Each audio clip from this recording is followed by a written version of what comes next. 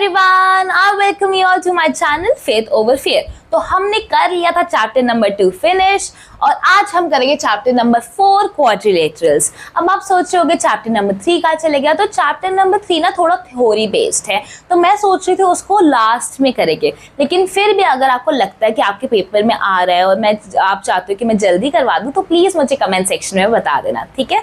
चलो, तो chapter 4 quadrilaterals. तो पहले तो टॉपिक का जो नाम समझते हैं, क्वाड्रिलेटरल्स कैसे ब्रेक हो सकता है वो समझते हैं। देखो, क्वाड का मतलब होता है 4।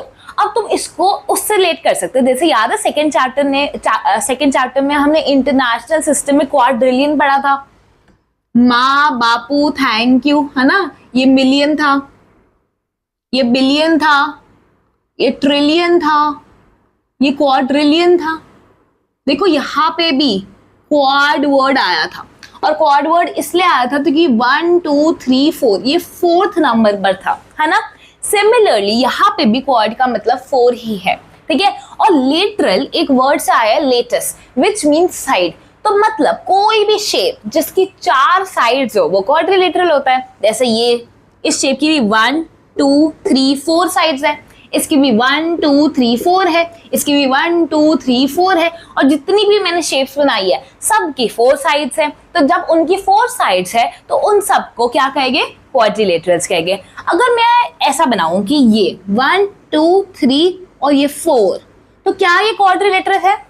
ये क्वाड्रिलेटरल नहीं होगा, क्योंकि इसकी एक साइड कर्व्ड है। हमें कर्व्ड साइड नहीं गिननी, हमें एकदम सीधी साइड गिननी है। कर्व्ड साइड वाली जो शेप्स होगी वो क्वाड्रिलेटरल की कैटेगरी में नहीं आएगी, ठीक है। तो जैसे यहाँ पे हमारा स्क्वायर हो गया, आपको स्क्वायर पता होगा, इसकी सारी साइड्स इक्वल होती है ना। फिर रेक्टेंगल हो गया। अगर आपको इन सब की प्रॉपर्टीज नहीं भी पता तो डोंट वरी, हम इस चैप्टर में यही करने वाले हैं। हर क्वाड्रिलेटरल के पास जाएंगे, उसकी प्रॉपर्टीज पढ़ेंगे और फिर देखेंगे कि हाँ स्क्वायर और रेक्टेंगल में क्या डिफरेंस है, रेक्टेंगल और पैरेललोग्राम में क्या डिफरेंस है, पैरेललोग्राम या रोम्बस या ट्रेपीजियम, ये सारी जो शेप्स है ना हम एक एक कर पढ़ेंगे। तो अगर आपको लग रहा है कि ये क्या है, ये rhombus, trapezium, parallelogram, rectangle, square, ये अलग कैसे है एक दूसरे से, सो डोंट वरी, एक एक कर हम सब शेप पे जाएंगे और सबकी प्रॉपर्टीज पढ़ेंगे, ठीक है। तो आज के लिए हम फोकस करेंगे रेक्टेंगल पे, ठीक है। चलो, तो रेक्टेंगल क्या है?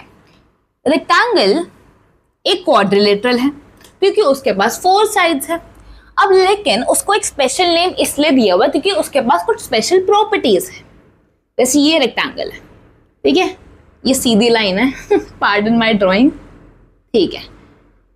हाँ, ये है रेक्टेंगल, ठीक है। अब तुम ध्यान से देखोगे अगर, तो ये वाली साइड, ये वाली जो साइड है, लंबी वाली साइड जो है ना, ये वाली लंबी वाली साइड वो इस लंबी वाली साइड की इक्वल लग रही है। ये वाली लंबी साइड इसके इक्वल लग रही है। तो अगर मैं बोलूं कि ये लेंथ है रेक्टेंगल का, तो ये भी लेंथ के बराबर ही है ना।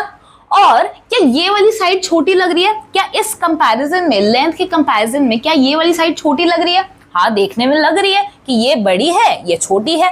तो इस साइड को हमने सपोज करो नाम दे दिया ब्रेथ, तो ये है ब्रेथ ऑफ द रेक्टेंगल। क्या ये वाली साइड और ये वाली साइड इक्वल लग रही है? देखो एकदम सेम सी तो लग रही है, तो ये भी ब्रेथ हो जाएगी। तो इससे क्या पता चल रहा है कि ये जो लेंथ मतलब अपोजिट साइड जो है वो इक्वल है, ठीक है। ये वाली दोनों अपोजिट साइड थी, दोनों ब्रेथ है, ये दोनों अपोजिट साइड है, दोनों लेंथ है। तो रेक्टेंगल में हमेशा अपोजिट साइड जो होगी ना वो होगी इक्वल। अपोजिट साइड क्या होगी? इक्वल होगी। क्लियर हो गया?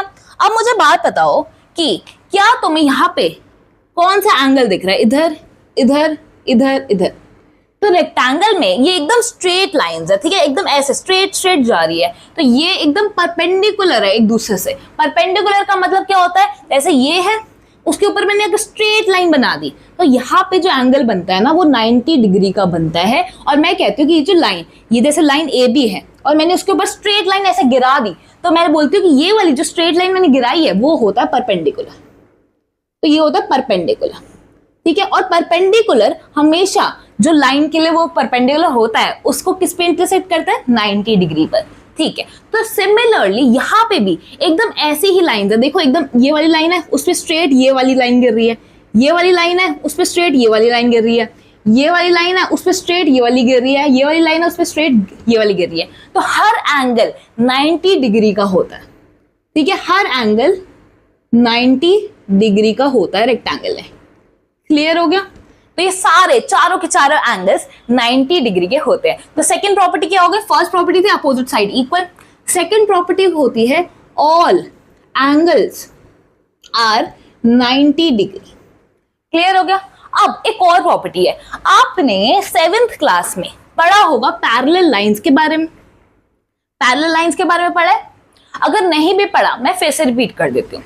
अगर सपोज करो ये लाइन है, ठीक है, और अगर सपोज करो ये लाइन है, ये दोनों एकदम स्ट्रेट लाइंस है, इसको मैं कितना भी आगे बढ़ा दूं, इन्फिनिटी तक भी पहुंचा दूं, तब भी ये इंटरसेक्ट नहीं करेगी, ये मिलेगी नहीं आपस में, ठीक है। ऐसी लाइंस जिसको मैं जितना भी बढ़ा दूं, जितना भी आगे या जितना भी पीछे बढ़ा दूं, वो कभी भी एक दूसरे से मिलेगी नहीं।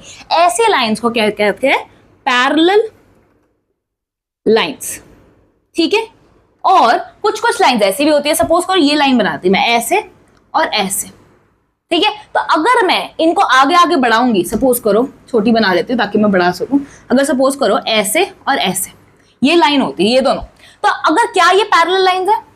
ध्यान से सोचो, क्या ये दोनों पैरेलल लाइंस है? ये पैरेलल लाइंस नहीं है। क्यों? क्योंकि अगर मैं इस लाइन को आगे एक्सटेंड करती हूँ, ये देखो आगे एक्सटेंड कर रही हूँ मैं इस लाइन को, ठीक है, और इस लाइन को भी आगे एक्सटेंड कर रही हूँ, ठीक है, ये दोनों तो मिल गई।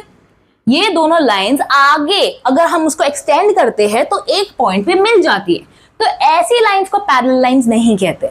ऐसी लाइन को पैरेलल लाइंस कहते हैं जो एकदम सीधी सीधी है और जो कभी भी एक दूसरे से मिलेगी ही नहीं, जैसे कि रेलवे की ट्रैक होती है। अब रेलवे की ट्रैक ऐसे होती है, ऐसा तो नहीं है ना वो आगे जाकर ऐसे मिल जाती है, भाई ट्रेन कहाँ जाएगी, ट्रेन को चलने के लिए ट्रैक तो चाहिए ना। तो ऐसी लाइंस को पैरेलल लाइंस कहते हैं, ठीक है। अब पैरेलल लाइंस के पास हमारे पास एक प्रॉपर्टीज होती है पैरेलल लाइंस की, जो कि आप पढ़ चुके हो, फिर भी रिवाइज करवा रही हो ताकि तुम्हारी जो, अगर तुमने पहली क्लासेस में अच्छा से नहीं भी पढ़ा तब भी तुम्हारा एकदम रिवीजन भी हो जाए और जिसको नहीं आता उसको समझ भी आ जाए। चलो, जैसे ये पैरेलल लाइंस है, ठीक है। अगर मैंने इन पैरेलल लाइंस के ऊपर ये ट्रांसवर्सल गिरा दिया, ऐसी एक लाइन गिरा दी जो इन दोनों पैरेलल लाइंस को काटती है, तो ऐसी लाइन जो पैरेलल लाइंस को काटती है उनको कहते हैं, उसको कहते हैं ट्रांसवर्सल। क्या कहते हैं?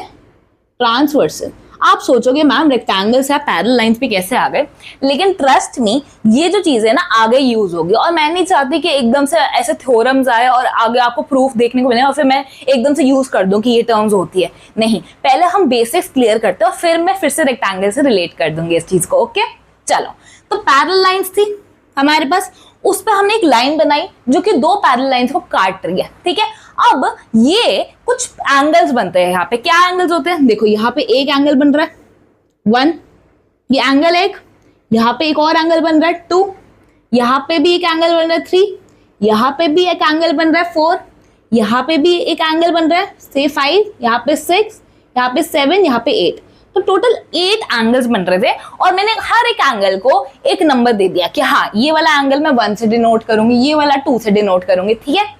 अब ये एंगल्स के ना एक प्रॉपर्टी होती है, कुछ प्रॉपर्टीज होती है, क्योंकि ये पैरेलल लाइन से बन रही होती है और ट्रांसवर्सल से बन रही होती है, तो इन 8 एंगल्स में कुछ रिलेशन होता है। वो क्या रिलेशन होता है? जैसे कि ये जो एंगल 4 और एंगल 6 देख रहे हो, ठीक है, ये ट्रांसवर्सल के एक साइड है, 4 और 6 ट्रांसवर्सल के राइट हैंड साइड है, तो हम बोलते हैं, और ये अंदर है ना, ये जैसे ये है पैरेलल लाइंस उनके अंदर है ना, तो ये अंदर है और सेम साइड है, तो हम इनको कहते हैं कि एंगल 4 और 6 इंटीरियर एंगल्स है। एंगल 4 एंगल 6 क्या है? इंटीरियर एंगल है। सिमिलरली एंगल 3 और 5 देखो, ये भी अंदर की तरफ लाई कर रहे हैं पैरेलल लाइंस की, और ये भी सेम साइड ऑफ ट्रांसवर्सल लाई कर रहे हैं, लेफ्ट साइड पे लाई कर रहे हैं, ठीक है। ऐसा तो नहीं है 3 इधर कर रहा है 5 इधर कर रहा है, नहीं, सेम साइड पे लाई कर रहे हैं, ट्रांसवर्सल के अंदर की तरफ लाई कर रहे हैं, ऐसे अंदर की तरफ, है ना। तो इसको ये भी एंगल 3 और एंगल 5 भी हमारे इंटीरियर एंगल्स होते हैं। क्या होते हैं? Interior angles. और इन इंटीरियर एंगल्स की ना एक प्रॉपर्टी होती है। क्या प्रॉपर्टी होती है? जैसे एंगल 4 और एंगल 6 इंटीरियर एंगल थे, तो एंगल 4 प्लस एंगल 6 हमेशा 180 डिग्री होगा। सिमिलरली एंगल 3 और एंगल 5 इंटीरियर एंगल्स थे, तो एंगल 3 प्लस एंगल 5 भी 180 डिग्री ही होगा। क्लियर हो गया? तो इंटीरियर एंगल्स क्या होते हैं और उनकी क्या प्रॉपर्टी होती है, सबका समझ आ गया। क्लियर? ठीक है। अब एक और टाइप का होता है, देखो अब मैं बोलूं अगर ये एंगल 3 और एंगल 6, ये देखो ये क्या है, ये अंदर की तरफ तो लाई कर रहे हैं, पैरेलल लाइंस के अंदर की तरफ तो लाई कर रहे हैं, लेकिन क्या ये सेम साइड पे है? क्या ट्रांसवर्सल की ये सेम साइड पे लाई कर रहे हैं? नहीं, एक लेफ्ट लाई कर रहा है, एक राइट लाई कर रहा है ना। तो एंगल 3 और एंगल 6 को हम क्या कहते हैं? Alternate interior angles. ठीक है, ऑल्टरनेट है, एक लेफ्ट है, एक राइट है, एक राइट है, एक लेफ्ट है ना। तो एंगल 3 और एंगल 6 हमारे ऑल्टरनेट तो है ही, और साथ में अंदर की तरफ लाई कर रहे हैं, तो इंटीरियर भी है, तो ऑल्टरनेट इंटीरियर एंगल्स है ये। सिमिलरली तुम बोलोगे मैम ऐसे तो 4 और एंगल 5 भी ऐसी है कि वो अंदर की तरफ तो लाई कर रहे हैं पैरेलल लाइंस की, और अपोजिट साइड पे भी लाई कर रहे हैं, एक राइट साइड लाई कर रहा है ट्रांसवर्सल की, एक लेफ्ट हैंड साइड लाई कर रहा है ट्रांसवर्सल की। तो मैं बोलूंगी ऑफ कोर्स एंगल 4 और एंगल 5 भी ऑल्टरनेट इंटीरियर एंगल में ही आते हैं। अब इनकी क्या प्रॉपर्टी होती है? ये भाई जो भी ऑल्टरनेट इंटीरियर एंगल होता है, जैसे एंगल 3 एंगल 6 ऑल्टरनेट इंटीरियर है, तो एंगल 3 हमेशा एंगल 6 के बराबर होगा। एंगल 4 एंगल 5 ऑल्टरनेट इंटीरियर है, तो एंगल 4 हमेशा एंगल 5 के बराबर होगा। तो ये दो प्रॉपर्टीज भी समझ आ गई। ठीक है, अब मुझे एक बात बताओ, अब जैसे ये वाला ये वाला है, इसको मैं मिटा देती हूँ ताकि तुम कंफ्यूज ना हो जाओ।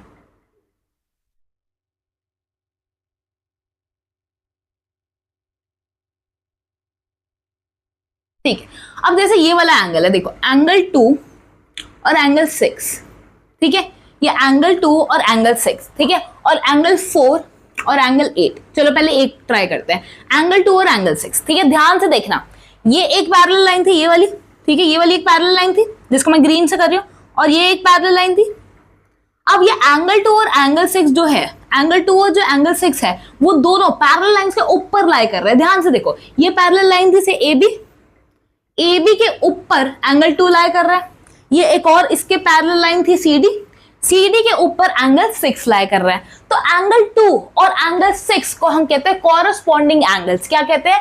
एंगल 2 और एंगल 6 को कहते हैं कॉरस्पॉन्डिंग एंगल्स। ठीक है, तो एंगल 2 और एंगल 6 को हम कहते हैं कॉरस्पॉन्डिंग एंगल्स।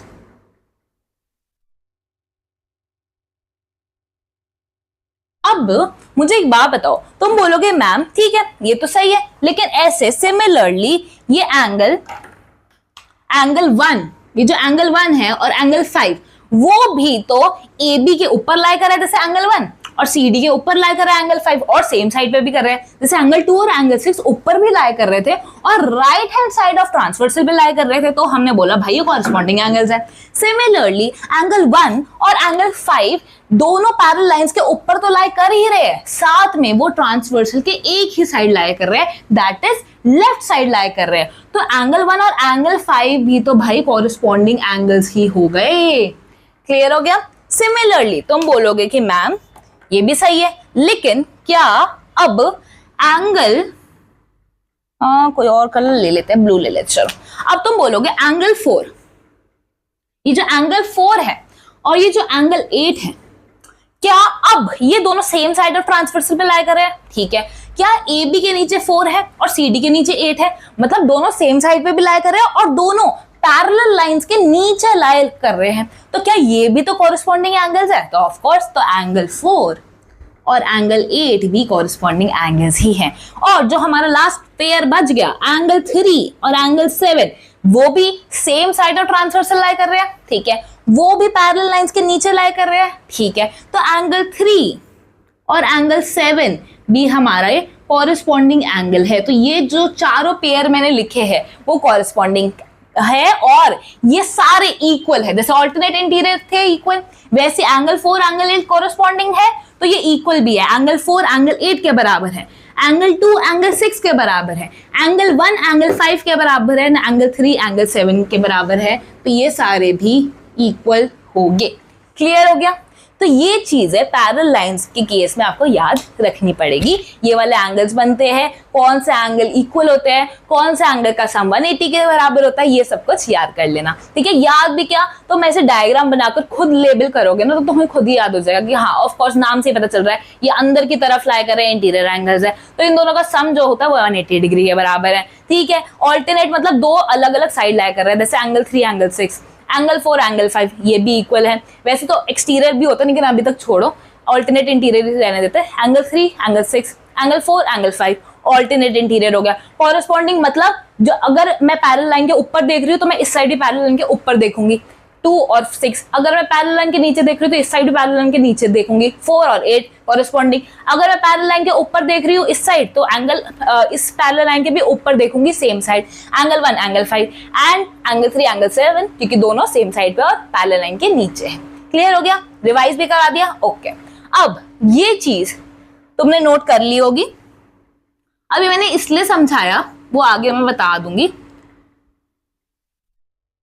लेकिन अब ये जो रेक्टेंगल होता है ना उसमें मैंने अब रेक्टेंगल में वापस आते हैं। उसके अपोजिट साइड इक्वल हमने बता दिया था, ठीक है, अपोजिट साइड उसकी इक्वल होती है। उसके हमने ये भी बता दिया था कि सारे एंगल जो होते हैं वो 90 डिग्री होते हैं। एक और चीज होती है जो अपोजिट साइड्स होती है, क्या उसको तुम एक्सटेंड करोगे कभी मिलेगी? क्या लेंथ को मैं एक्सटेंड करूंगी, क्या वो इस साइड से कभी भी मिलेगी? नहीं। तो वो पैरेलल साइड है, ये और ये, जैसे ए बी सी डी मैंने लेबल कर दिया, तो जो ए बी है और जो सी डी है वो पैरेलल है। तो ए बी और सी डी जो है वो पैरेलल है। ठीक है, सिमिलरली जो ए डी है, ये ए डी, इसको मैं कितना भी एक्सटेंड कर दूं, बी को मैं कितना भी एक्सटेंड कर दूं, दोनों आपस में कभी नहीं मिलेगी। तो ए डी और बी सी भी पैरेलल है। ठीक है, अब मैथ्स में इस चीज को लिखने के लिए कि A B is parallel to C D, मैं ऐसे लिख सकती हूँ कि ए बी और फिर मैं पैरेलल लाइंस बनाऊंगी। ये पैरेलल लाइंस है ना, पैरेलल लाइंस क्या होती है? दो सीधी लाइंस जो आप आगे जाए कितने भी बढ़ा लो मीट नहीं करेगी, तो ये वाला सिंबल होता है पैरेलल के लिए। तो A B is parallel to C D, मैं ऐसे लिख सकती हूँ एक लाइन में, A D is parallel to B C, मैं ऐसे लिख सकती हूँ। क्लियर हो गया? ये नोटेशन भी क्लियर हो गया? ठीक है, तो इससे हमें पता चलता है कि जो अपोजिट साइड होती है वो इक्वल तो होती भी है और साथ ही वो पैरेलल भी होती है। तो अपोजिट साइड्स इक्वल भी थी और पैरेलल भी थी। तो दो चीजें समझ आ गई, अपोजिट साइड इक्वल, पैरेलल और ऑल एंगल्स जो है वो 90 डिग्री होते हैं। ठीक है, अब एक और चीज बताओ मुझे।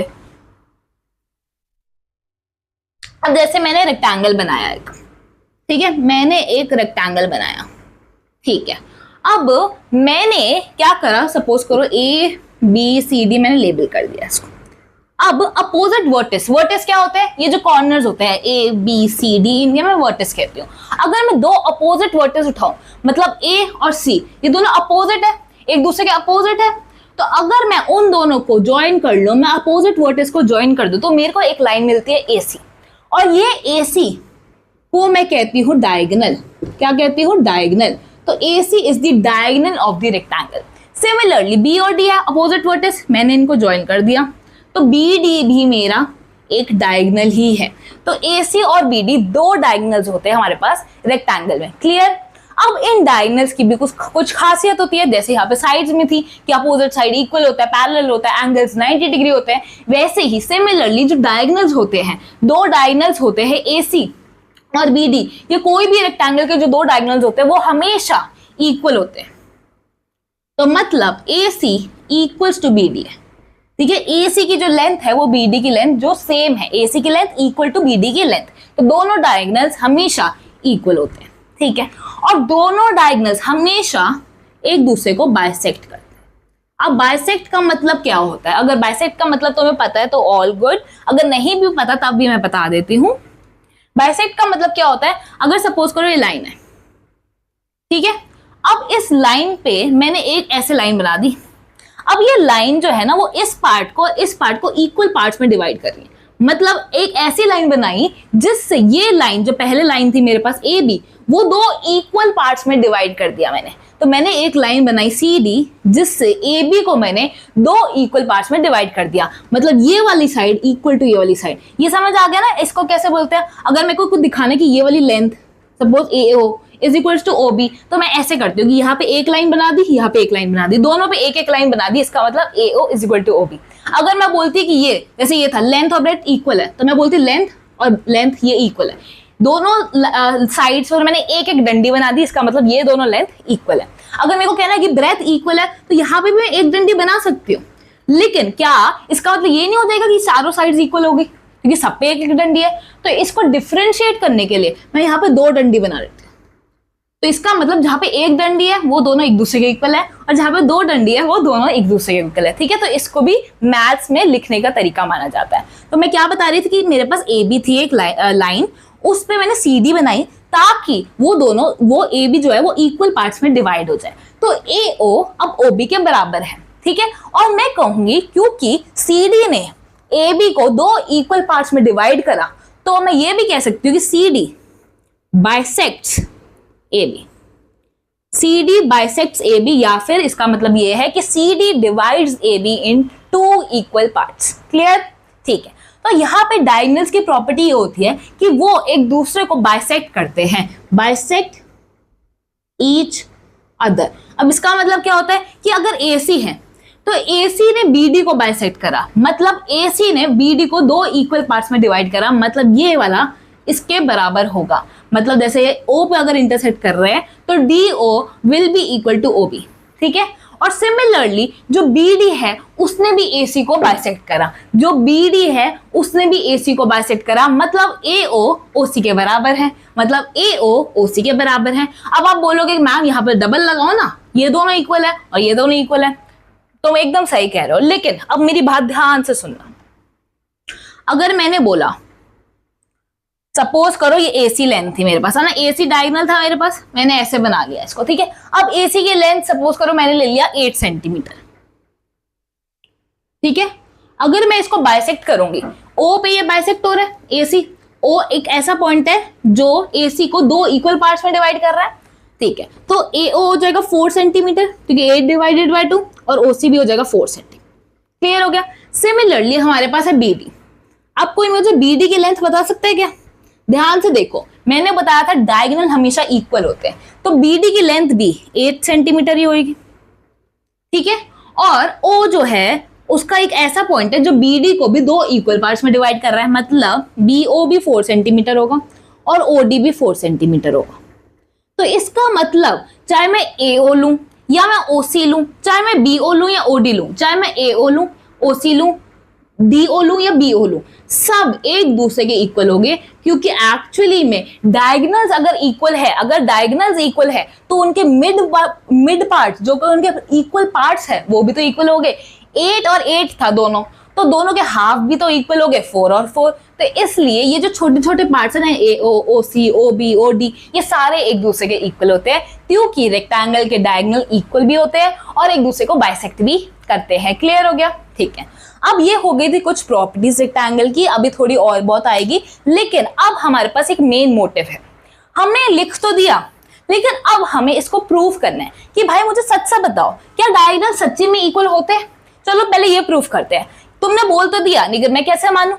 मैथमेटिशियंस ने बोल तो दिया, लेकिन कुछ प्रूफ तो होना चाहिए ना। अब हर रेक्टेंगल को मैं देखने लगूं कि ठीक है मैं नापती हूँ, ठीक है नापती हूँ, हो ओके इक्वल हो गया। मैंने सेकंड में भी देखा, ओके इक्वल हो गया, ओके इक्वल हो गया। थर्ड में भी इक्वल था, फोर्थ में भी मान रहे थे ये सारे रूल्स, लेकिन क्या गारंटी है कि जब मैं 100th रेक्टेंगल लूं तो ये वाले रूल्स माने? क्या उसमें भी डायगोनल इक्वल हो गए, उसमें भी डायगोनल बाइसेक्ट करेंगे? कोई गारंटी है? नहीं। तो इस चीज को ओवरकम करने के लिए हमारे पास एक प्रॉपर प्रूफ होना चाहिए, और ये प्रूफ आज हम करेंगे। ठीक है, हम लास्ट प्रूफ करेंगे, फिर अगली क्लास में करेंगे। ठीक है, तो लेकिन इस चैप्टर में चीजें प्रूव करना बहुत इंपॉर्टेंट है। मतलब prove that diagonals of the rectangle bisect each other, prove that diagonals of the rectangle are equal, ऐसे क्वेश्चंस बहुत आ सकते हैं। लेकिन उन क्वेश्चंस को करने के लिए आपके पास एक कंसेप्ट होना चाहिए जो कि बहुत इंपॉर्टेंट है। हम कभी भी इन सारी चीजों को जब भी प्रूव करेंगे ना, हम क्या करेंगे? हम ट्रायंगल्स की मदद लेंगे। अब तुम बोलोगे मैम रेक्टेंगल के हमें अगर डायगोनल्स इक्वल प्रूव करने हैं, हमें प्रूव करना है कि जैसे ये रेक्टेंगल है, ठीक है ABCD, और मुझे प्रूव करना है कि जो AC है वो BD के बराबर है, तो इसमें ट्रायंगल्स कहाँ से आ गए? इसमें ट्रायंगल से मैं कैसे प्रूफ करूंगी कि AC और BD बराबर है? तो भाई हम क्या करेंगे, हम ट्रायंगल्स लेंगे, हम ट्रायंगल्स को कॉन्ग्रुएंट प्रूफ करेंगे और फिर हम देखेंगे कि हाँ अगर वो कॉन्ग्रुएंट है, ट्रायंगल्स कॉन्ग्रुएंसी पढ़ रखी है, ट्रायंगल्स कॉन्ग्रुएंट तब होते हैं जब वो एक दूसरे के हूबहू होते हैं। मतलब अगर मैं बोलूं कि ये ट्रायंगल और ये ट्रायंगल कॉन्ग्रुएंट है तो इसका मतलब मैं इन दोनों को ओवरलैप कर सकती हूँ, मतलब ये एक दूसरे को ओवरलैप कर देंगे, ये एक दूसरे के हमशक्ल है, ओके, ये ट्विन्स है। तो कॉन्ग्रुएंसी का मतलब होता है अगर ये दो ट्रायंगल्स कॉन्ग्रुएंट है तो मतलब जैसे ये ABCD था और ये DEF है, तो इसका मतलब अगर ये दोनों ट्रायंगल्स हमशक्ल है तो भाई एंगल A एंगल D के बराबर होगा, एंगल B एंगल E के बराबर होगा, एंगल C एंगल F के बराबर होगा। अब देखो मैं ऐसे लिखती हूँ, angle A angle D, angle B पे मैंने दो कर्व्स बनाए तो एंगल E पे भी दो कर्व्स बना रही हूँ, इसका मतलब है एंगल B एंगल E के बराबर है। जैसे हम साइड्स के केस में करते थे, एक डंडी दो डंडी। फिर एंगल C एंगल F के बराबर है, अगर मैंने एक ही लगाई है तो इसका मतलब ये क्या हुआ कि एंगल A एंगल C के बराबर, एंगल D एंगल F के बराबर, सब इक्वल है। नहीं, मेरे को बोलना कि एंगल C एंगल F के बराबर है तो यहाँ पे तीन कर्व्स बना देती हूँ ताकि ये सब अलग अलग हो जाए, तो यहाँ पे भी मैं तीन कर्व्स बना देती हूँ, ठीक है। तो कॉन्ग्रुएंसी का मतलब होता है ये दोनों हमशक्ल है, इसका हर एक पार्ट। अगर मैं बोलूं कि यहाँ पे देखो लेबलिंग बहुत इंपॉर्टेंट है, अगर मैं बोलूं कि ABC कॉन्ग्रुएंट है DEF से, मैं बोलूं ABC और DEF दोनों कॉन्ग्रुएंट ट्रायंगल्स है, ठीक है, तो इसका मतलब क्या होगा कि एंगल A एंगल D के बराबर होगा, एंगल B एंगल E के बराबर होगा, एंगल C एंगल F के बराबर होगा। यहाँ पे मैं ये नहीं लिख सकती कि ABC EDF के बराबर है, नहीं, क्योंकि भाई एंगल A एंगल E के बराबर थोड़ा है, एंगल A तो एंगल D के बराबर है। तो लेबलिंग बहुत इंपॉर्टेंट है। अगर आपको दिया हुआ है कि एंगल A एंगल D के बराबर है तो भाई तुम लेबल करते हुए भी A को पहले लिख रहे हो तो यहाँ भी D को पहले लिखोगे, B को लिख रहे हो तो फिर यहाँ पे E को लिखोगे, क्योंकि B और E बराबर है, ठीक है। अगर ये दिया होता कि AB इक्वल टू DE है, ठीक है, AB DE के बराबर है तो यहाँ पे देखो AB आ रहा है फर्स्ट टू में तो DE भी आने चाहिए, समझ आई। अगर तुम्हें बोल रहे BC है, जो BC है वो EF के बराबर है तो BC EF के बराबर होगा, तो एक दूसरे के कॉरिस्पॉन्डिंग लिखने चाहिए, ठीक है। ऐसे नहीं है कि BC तो यहाँ पे लिखा है EF यहाँ पे लिखा है, नहीं, एकदम सेम टू सेम होना चाहिए, जैसे वो इक्वल है वैसे वैसे हमें लेबल करना है, इसका ध्यान रखना है कॉन्ग्रुएंट ट्रायंगल से। और इसका सिंबल क्या होता है, इक्वल टू बनाते हैं और फिर ऐसे वेव सा सिंबल बना देते हैं, इसका मतलब होता है ये ट्रायंगल और ये ट्रायंगल कॉन्ग्रुएंट है, ठीक है। अब कॉन्ग्रुएंसी प्रूफ करने के लिए क्या सीन होता है, अगर मेरे पास दो ट्रायंगल है, अगर मेरे पास दो ट्रायंगल है तो कैसे मैं प्रूफ करूंगी कि वो कॉन्ग्रुएंट है, ठीक है। तो कॉन्ग्रुएंसी प्रूफ करने के लिए हमारे पास बहुत सारे तरीके होते हैं, ठीक है। पहले होता है SSS, साइड साइड साइड। अगर मेरे पास दो ट्रायंगल है, सपोज करो, ठीक है, अगर मेरे पास दो ट्रायंगल है ABC और DEF और मेरे को गिवन है कि AB जो है सपोज करो EF के बराबर है, जरूरी नहीं है कि AB DE के बराबर होगा, मैं कुछ भी बोल सकती हूँ ना। AB जो है वो EF के बराबर है, जो हमारा BC है वो DF के बराबर है और जो हमारा AC है वो DE के बराबर है। तो तीनों साइड्स, इसकी एक साइड इसके एक साइड के बराबर है, इसकी दूसरी साइड इसकी दूसरी साइड के बराबर है, इसकी तीसरी साइड इसकी तीसरी साइड के बराबर है। तो मतलब तीनों sides of both the triangles are equal, है ना, इक्वल टू ईच अदर, कोई साइड किसी के बराबर है, तीनों साइड्स इंक्लूड हो रही है। लेकिन तो ऐसे केस में SSS लगाता है, मतलब साइड साइड साइड, तीन साइड्स इंक्लूड हो रही है और हम कह सकते हैं कि हाँ ABC और DEF कॉन्ग्रुएंट है। लेकिन इसको अब लिखेंगे कैसे, अभी मैंने समझाया। क्या मैं ऐसे लिख सकती हूँ ABC कॉन्ग्रुएंट टू DEF, क्या मैं ये लिख सकती हूँ? ध्यान से देखो, AB जो है क्या वो DE के बराबर है? AB जो है वो तो EF के बराबर है, तो यहाँ पे तुम DE कैसे लिख सकते हो? AB के कॉरेस्पॉन्डिंग EF ही लिख सकते हो तुम, ठीक है। AB के कॉरेस्पॉन्डिंग तुम EF ही लिख सकते हो, ठीक है। तो EFD, यहाँ पे EFD बचेगा, ठीक है। अब तुम बोलो कि मैम क्या मैं EF को FE लिख सकते हो? हाँ, FE भी लिख सकते हो, लेकिन बाकी चेक कर लेना फिर। अब देखो मैं तुम्हें समझा रही हूँ जो कोई भी नहीं समझाता, लेकिन ये इंपॉर्टेंट है। या तो तुम EFD लिखोगे या तुम FED लिख दोगे, क्योंकि AB EF के बराबर है, AB FE के बराबर है, क्या फर्क पड़ता है? इसको EF भी पढ़ सकते हैं, इसको FE भी पढ़ सकते हैं, ठीक है, यहाँ तक सही है। लेकिन क्या BC जो है, अब जो BC है वो किसके बराबर है? BC के पास DF होना चाहिए। क्या BC के पास DF है? हाँ, BC और DF एकदम सही लोकेशन पे है। लेकिन क्या यहाँ पे DF है? नहीं, यहाँ पे तो ईडी है, ईडी है, यहाँ पे डीएफ भी नहीं है, एफडी भी नहीं है, डीएफ होना चाहिए था यहाँ पे ईडी है, तो मतलब ये नहीं हो सकता। ठीक है, तो मतलब मैं कैसे लिखूंगी कि ए बी सी और ई एफ डी कॉन्ग्रुएंट है। ठीक है, और जब ट्रायंगल्स कॉन्ग्रुएंट हो जाते हैं ना, जब भी जो ट्रायंगल्स होते हैं वो कॉन्ग्रुएंट हो जाते हैं, तो उसके बाद हम लिख सकते हैं कि जैसे A B C E F D के बराबर हो गया, हमें समझ आ गया, एस एस एस के थ्रू हमें समझ आ गया। तो इसका मतलब ये होता है कि हर एक पार्ट एक दूसरे के इक्वल होगा। मतलब यहाँ पे एंगल ए जो है वो इस पहले वाले एंगल ई के बराबर होगा। ठीक है, जैसे नाम करा हुआ ना वैसी, एंगल ए एंगल ई, यहाँ पे सबसे पहले ए लिखा था, यहाँ पे सबसे पहले ई लिखा था, तो एंगल ए एंगल ई के बराबर होगा। तो मतलब एंगल ए एंगल ई के बराबर होगा। ठीक है, एंगल ए एंगल ई के बराबर होगा। एंगल बी जो है वो किसके बराबर होगा? सेकेंड वाले के, एंगल एफ। तो एंगल बी जो है वो एंगल एफ के बराबर होगा। एंड सिमिलरली एंगल सी जो है वो किसके बराबर होगा? एंगल बी के बराबर होगा। ठीक है, तो एंगल बी एंगल एफ के बराबर था। ठीक है, और एंगल सी एंगल डी के बराबर था। तो मतलब हमारी साइड्स भी इक्वल हो जाएगी, और क्योंकि हमने कॉन्ग्रुएंट प्रूव कर लिया था, तो हम इसका हर एक पार्ट उठाकर बोल सकते हैं कि हाँ भाई ये सारी चीजें इक्वल होगी, क्योंकि भाई ये दोनों ट्रायंगल्स एक दूसरे के हमशक्ल है। तो इसको अगर मैंने ट्रायंगल्स कॉन्ग्रुएंट प्रूव कर दिए, तो मतलब हर एक पार्ट को मैं इक्वल प्रूव कर सकती हूँ, और इसको मैं लिखती हूँ corresponding parts of congruent triangles.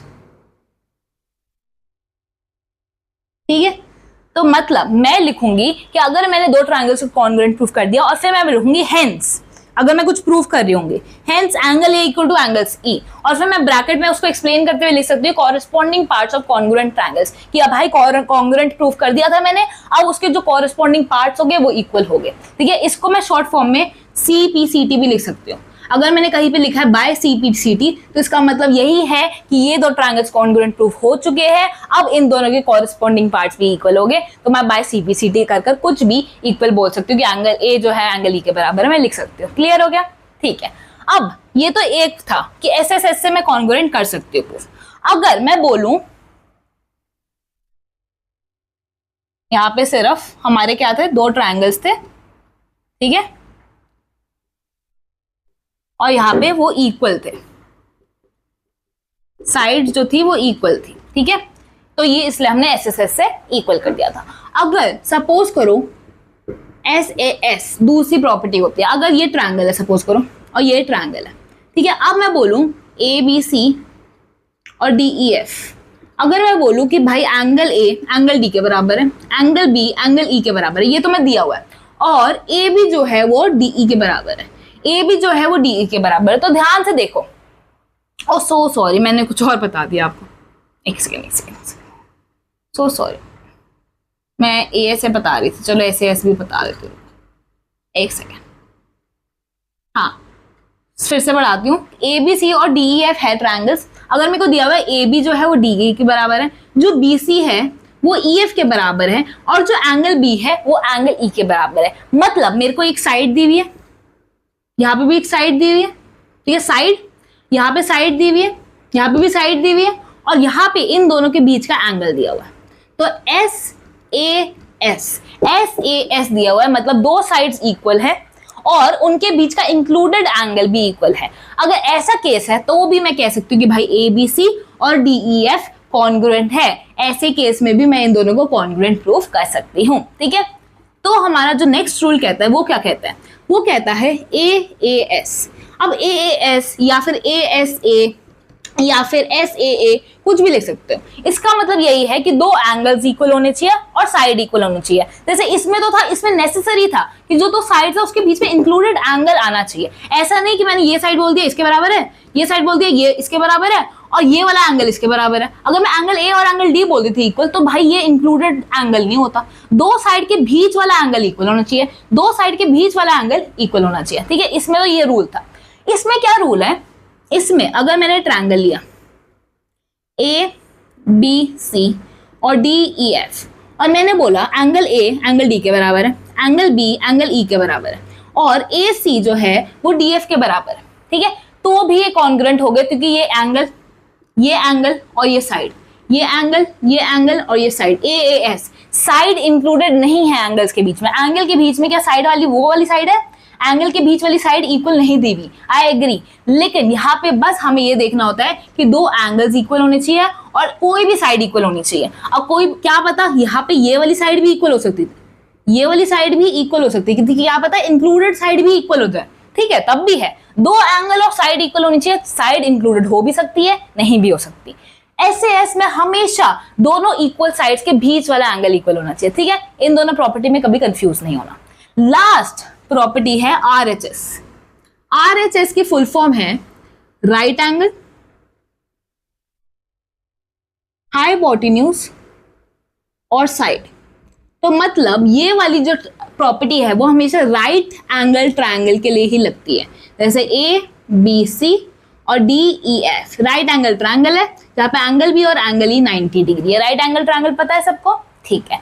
अगर इन दोनों की, मैंने ऐसे बोला कि राइट एंगल तो है, तो एंगल B एंगल E के बराबर तो है ही, 90 डिग्री है, तो राइट एंगल वाली कैटेगरी फुलफिल हो गई। हाइपोटेन्यूज, हाइपोटेन्यूज क्या होता है, 90 डिग्री के अपोजिट वाली साइड, 90 डिग्री के अपोजिट वाली साइड। तो जो हाइपोटेन्यूज है वो इक्वल होनी चाहिए एक दूसरे के लिए, मतलब AC और DF इक्वल होने चाहिए। तो ये वाली कंडीशन भी सेटिस्फाई हो गई। लास्ट क्या है, साइड। कोई भी साइड, या तो AB DE के बराबर कर दो या BC EF के बराबर कर दो। अगर सपोज कर ये वाली साइड इक्वल है, तब भी कोई भी साइड इक्वल होगी, एक हाइपोटेन्यूज होनी चाहिए, एक साइड होनी चाहिए और राइट एंगल तो होना ही चाहिए। अगर ये तीनों कंडीशन सेटिस्फाई हो गई तो हम कह सकते हैं भाई ये ट्रायंगल्स भी कॉन्ग्रुएंट है, ठीक है। क्लियर हो गया। तो ये चार प्रॉपर्टीज है जिसके मदद से हम ट्रायंगल्स को कॉन्ग्रुएंट प्रूफ करेंगे, और ये कॉन्ग्रुएंसी ऑफ ट्रायंगल्स बहुत इंपॉर्टेंट कंसेप्ट है इस वाले चैप्टर में, क्योंकि हम हर प्रूफ में ये यूज करेंगे, ठीक है। अब मैं सोच रही हूँ कि ये जो थ्योरम और जो प्रूफ वगैरह है वो अगले क्लास में ही करवाऊं, तब तक के लिए तुम इनको कंसेप्ट्स को रिवाइज कर लो। आज हमने कुछ नया तो करा नहीं है, हमने वही कंसेप्ट्स, पैरेलल लाइन क्या होता है, ट्रांसवर्सल क्या होता है, हमने एंगल्स के बारे में देखा, कौन कौन से एंगल्स बनते हैं, क्या प्रॉपर्टी होती है, हमने कॉन्ग्रुएंसी पढ़ा, क्वाड्रिलेटरल क्या होता है वो पढ़ा। अब अगले लेक्चर में हम थोड़ा मोमेंटम गेन करेंगे और थ्योरम्स करेंगे, ठीक है। तब तक के लिए keep learning, keep revising, bye bye.